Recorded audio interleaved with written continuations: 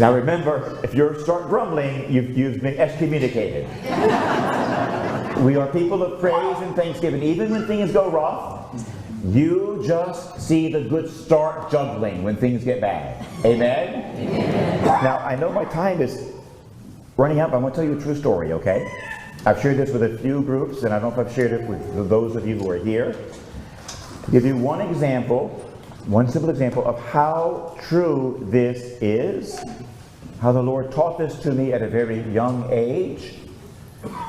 In our modern times, the one thing we don't really like, one cross we don't like, is a flat tire on the highway.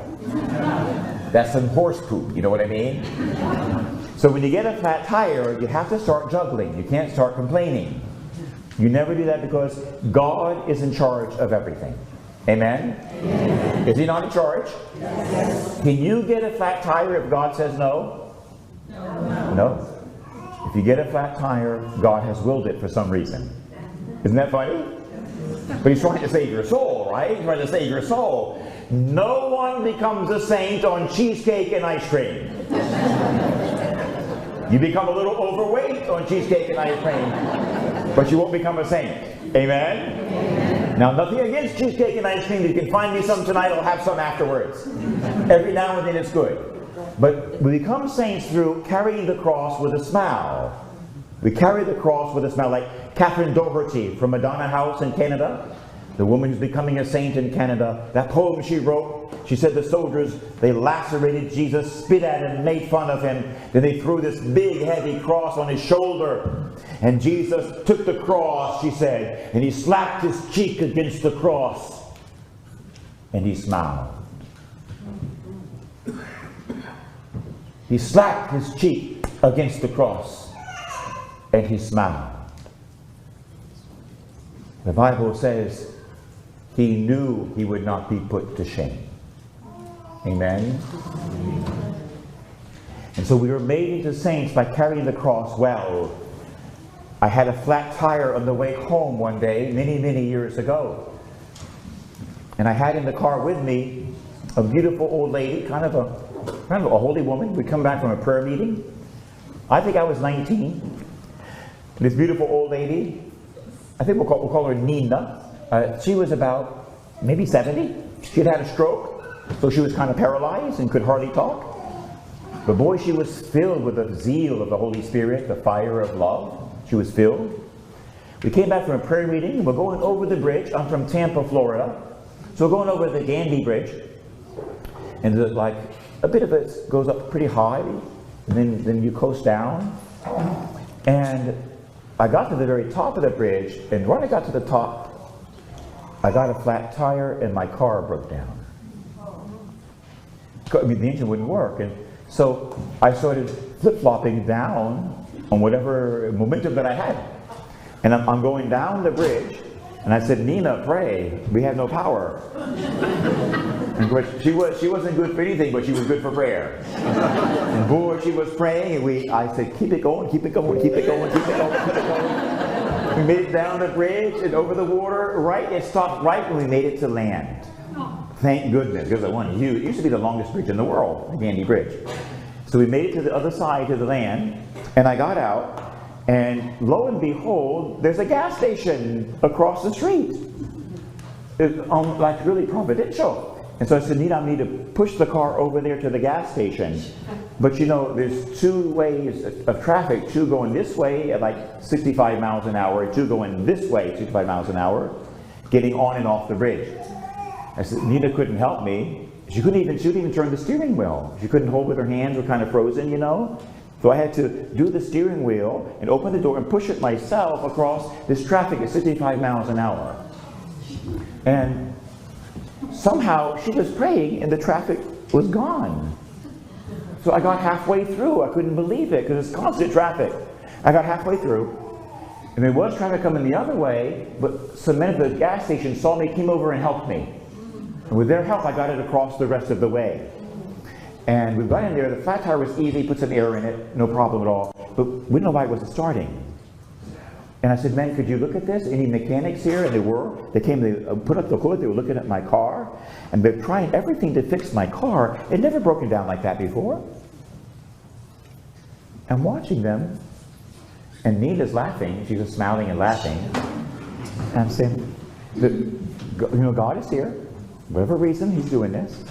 So I'm watching the men pray they can find what it is. When suddenly the Holy Spirit speaks to me.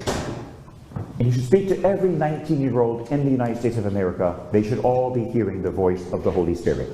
Amen? Amen. Everyone here should hear the voice of God. I am the good shepherd. My sheep know me. I know them. They hear my voice. Amen? Amen. You can hear His voice too. You've got to get serious. As I told somebody earlier today, you get serious with God and He'll get serious with you.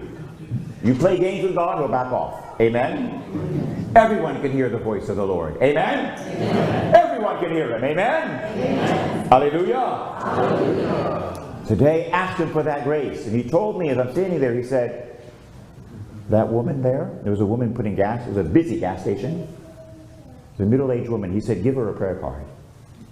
Oh, okay. So I walked up to this lady. I didn't know her at the pump. I said, ma'am, can I give you this? She said, oh, thank you. She says, can I talk to you? Sure. So she finished gas and she pulled her car back around behind mine, out of the way of the pumps. She pumped up she's behind my car. And while the men are working, she and I are talking, and Nina comes in, and we start talking about Jesus, and the Eucharist, and the Catholic faith, and the Assumption of our baby. We talked about the 7 sacraments, and I gave her a Bible, and I gave her a rosary, and I gave her some more holy cards. By the time I finished, she had like a car, like a library in her car. I gave her all these beautiful things. And then she said, thank you so much. I said, you're welcome. She says, can I ask you one question? Sure. She said, why did you come over to talk to me and give me that card? I said, well, God told me to. She said, I was heading to Tampa to kill myself today. I was heading to Tampa to kill myself this afternoon. She said, I'm not going to do it now. Oh no, I'm going back to church, she said. And I'm looking at Nina, Luna's looking at me like, whoa. And she jumped in her car and she drove off with the biggest grin you've ever seen in your life. The most beautiful God smile, honking her horn and waving at us like a crazy lady. I'm going back to church. I'm not going to do it. You've renewed my life, she said. And she took off.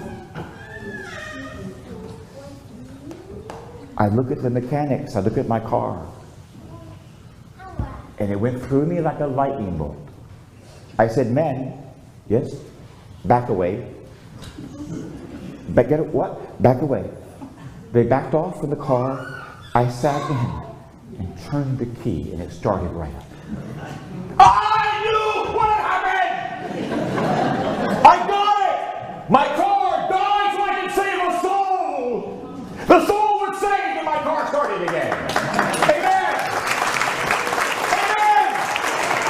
Amen! When life gives you horse manure, start juggling. Amen? Amen. There's always a reason why. Amen? Amen. Hallelujah. Hallelujah. Should I tell you one more story? Yes. Do you have time? Yes. Okay, one more. We're having fun, aren't we? Yes. It's always fun to follow Jesus. If you're bored, you're not following Jesus. Amen? Amen. It's that easy. If you're bored, you're not following God. Go to confession. So, after this event, maybe a year or two later, I was in North Carolina visiting my family. And I got a job at a local restaurant there to help my daddy, who was getting sick. So I got a job to help support my family in North Carolina. And joined the local youth group, beautiful youth group in Asheville, North Carolina. And I need to get a little sip of water. Well, here you go. I always get to drink holy water every day.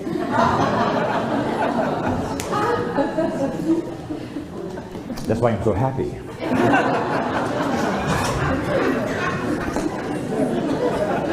I drink holy water and holy coffee 7 days a week. So, I had a long day at the restaurant, and I was driving home, and as it's like late at night. I had a late shift. I worked like from 3 o'clock in the afternoon to about 11:30 at night. It's an all-night restaurant. So I left close to midnight, and I'm getting in my car to drive home to my parents' house, and the Lord says to me, visit Bobby. And I said, well, Lord, it's, you know, I'm trying to explain things to God. You know what I mean? He needs my help, you know what I mean? I'm like the secretary. So I said, God, you know, it's kind of late. And he said to me, I know, but visit Bobby. I said, well, Lord, Bobby is tall, and his parents are even taller. And if I knock on their door after midnight, they might send me to the moon. You know what I mean? His parents were huge. Bobby was tall, like 6'3". His dad was like 6'5". His mom was like 6'6". I don't knock on that door at midnight. I mean, the last you ever see of me, you see? And he said to me, I know, but visit Bobby. So, I mean, when he says it 3 times, I know he means business. So I said, okay. So I drove, not home, I drove to Bobby's house in a neighboring little city. And I'm scared to death, because I think his mom and dad are going to yell at me or do something. So I go and I say a rosary on the way, and a special emergency prayer as I'm walking up the sidewalk, you know what I mean? And then I knock on the door, not knowing what to expect. And the door opens, and there's his mother, about twice as tall as I am. She says, hey, Jim, you come to see Bobby? Come on in. I mean, it's like 12:30 now. I mean, I don't usually visit friends at 12:30, you know what I mean? And she welcomed me like she was expecting me. You come to see, come on in. You know where his room is? No, ma'am. He's down in the basement. Okay. I was just so stunned. And I went down, and there Bobby had a man cave. The whole basement was his. It was the coolest apartment I've ever seen. It was just rigged for a young fellow. So I was like 19, he was probably 21. He was one of the leaders in our youth group. Oh, one of the greatest guys I ever met. I mean, he had a tall guy with a beard, unusually, you might say, like kind of wise for his age, kind of tranquil, a wonderful fellow, and I was just glad to be with him. I like people like that, you know, these manly men. We talked about some awesome things, and we had the most wonderful conversation. I said, man, I really liked your apartment. And he showed me around, put some music on, and we talked and we talked and we talked about Jesus and Mary for like more than an hour. It's the best thing in the world to talk about the ones you love. Amen? Amen. We talked for a long time. And finally, it's like 1:30, close to, I said, you know what, Bob? I better get home. It's kind of late. He said, sure. He said, I've enjoyed it so much, he said. He said, by the way, Jen, why did you come over?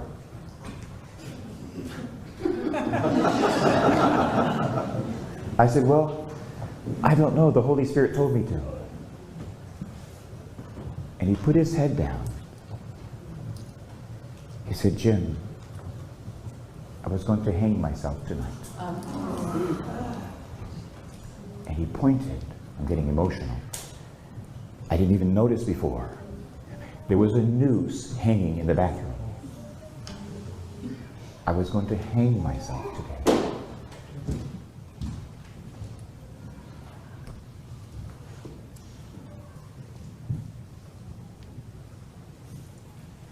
So brothers and sisters, when life throws you a curveball, go with it. Amen? Amen. Hallelujah. Hallelujah. And of course his life was saved. Again, by a little nutcake like me. God saved his life. All it was love. Amen? Just a little bit of love. Hallelujah. Hallelujah. Now, beloved, Our Lady came to save the nations at Fatima. We had a noose hanging called communism to destroy the entire world, to put the world to death. Communism has been condemned by the Holy Fathers a dozen times in official encyclicals. You know, communism is actually sinful. First of all, because it's anti-God, it's anti-Catholic, it's actually anti-morality. all of our sexual, freakiness we have now in our country, it was planned in Russia and brought into this country on purpose, including the homosexual movement. All that was planned in advance. Did you realize that? You can read Bella Dodd. Bishop Shane converted Bella Dodd. She was a top-ranking communist member. You should read her book about this. This has all been proven. It's absolute fact. We were in a suicidal mode when Our Lady came to Fatima. And you remember how the sun danced in the sky on the last apparition? And then what happened at the end of that dance? It crashed. It went flying down to the ground. And there are photographs, you know that, right? It's black and white photographs of the people kneeling down, men, women, and children. They all thought it was the end of the world. And people began crying out for mercy. And they say that they were confessing their sins publicly, everybody. It's kind of embarrassing, isn't it? They didn't care. That sun was coming. I want to get confessed right now. And they all pulled out their sins. And that giant flame called the sun, it was a flame of destruction. And Lucia said later that Michael the Archangel was in the air next to Our Lady. And Mary made a motion to Michael, and he put out a sword and stopped it from hitting the earth. Through Mary's intercession, using the angels, that destruction did not happen. And the idea is that God was given a prophetic warning to the world that there is destruction coming. Destruction is coming. And only Our Lady can save us from this destruction through prayer and through the angels. Amen? Amen. And so in place of that flame of destruction, Mama is giving us a flame of love. There's another kind of flame. It's a flame to do just the opposite, to heal and transform the world. And this flame of love you want to start using in your rosary to stop the destruction that's already overtaking the country. Amen? The only reason it's happened is we've not prayed. We've failed to pray. Most Catholics don't even go to Mass on Sunday, and those who do, they say only 20% believe in the Eucharist. So we are in trouble, are we not? But all God needs is a small group like this with great faith and the flame of love. It's the love. You see how she appeared at Fatima, and you see the heart and the flame? It was already there. The flame of love was already there at Fatima, the flame of love. We want that flame in our fingertips and in our hearts. Amen? Amen. But I want to tell you what's going to come. This evil will be defeated. It will not win. When George Washington had his vision of the Virgin Mary in his tent at Valley Forge, you know he was baptized on his deathbed, right? He was baptized Roman Catholic on his deathbed by a Catholic priest, George Washington. He had a vision of Mother Mary, and this final invasion of China and Russia and the Mohammedans coming to our country, he was given the end of that vision. He saw these little, what he said were campfires across the landscape Mama made out for him. He was in his tent at Valley Forge, the captain's tent. And he saw these little kind of campfires on this map that was in front of him supernaturally. And he looked closer, these little campfires, they were lighting up across the country from east to west, which is truly prophetic. You know why, don't you? Because we weren't a country yet. We were only 13 colonies. We were 13 little colonies. He saw the Pacific and the Atlantic Ocean completely. It was prophetic. You see in more ways than one. He saw these fires all over the continent. And he looked closer and he realized that those campfires were small groups of Christians with their hands raised in the air, pleading with God to save the country. And when enough campfires were lit, he said suddenly an army of millions of angels came down over this country and pushed all those three armies back across the Atlantic, back to their own places. And Mama said this country was saved, would win that final battle, would remain in tranquility to the end of time. That's what Mary said to our first Catholic president. Amen? Amen. We are in that now. Amen? Amen. And what Mama needs is for us to raise our hands to her Son and to pray for this victory, for the flame of love to bring the angels down over the earth. Amen? Amen. Hallelujah. Hallelujah.